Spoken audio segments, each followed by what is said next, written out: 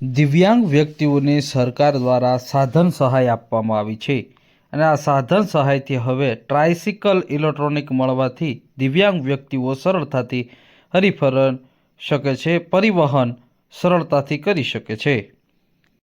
ગામ જીરા, મારું નામ ભાનુબેન। આખું નામ બોલો બેન। ભાનુબેન કરશનભાઈ વાળોદરા।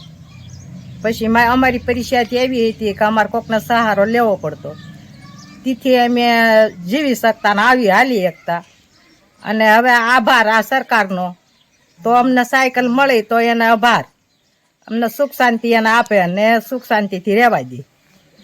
કેવી સાયકલ છે, તમને કેવી લાગી? અમને બહુ રેડી લાગે છે, અમને આભાર તમારો હવનો સરકાર તરફનો, અને સુખ શાંતિથી વાપરવી છીએ અને સુખ શાંતિથી હાલી ચાલી છીએ। અમે કેવી રીતે હાલે?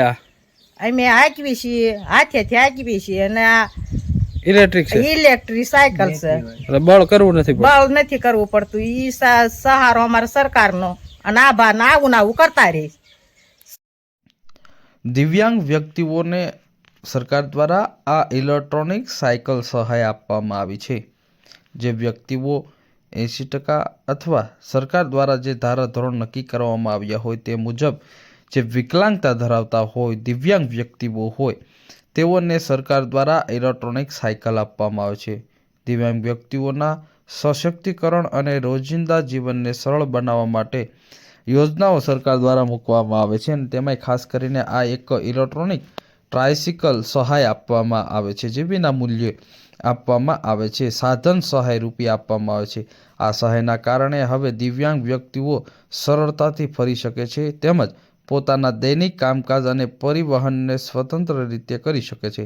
ખાસ કરીને ગ્રામીણ વિસ્તારમાં આ ટ્રાયસિકલ દિવ્યાંગો માટે આશીર્વાદરૂપ બની છે।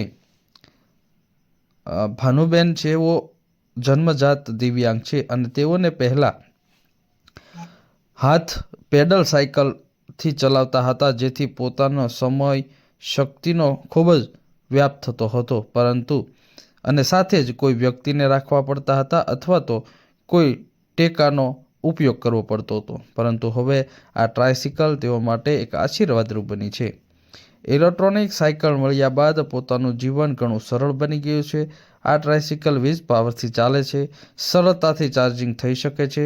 એકવાર ચાર્જ કર્યા પછી 15-20 કિલોમીટર આજુબાજુ ચલાવી શકાય છે, અને આજુબાજુના 10થી 15 કિલોમીટરના ગ્રામીણ વિસ્તારની અંદર તેઓ સહેલાઈથી પરિવહન કરી શકે છે અને પોતે નિર્ભર રીતે પરિવહન કરી શકે છે, જેથી હવે પોતે ખૂબ જ સશક્ત થયા છે।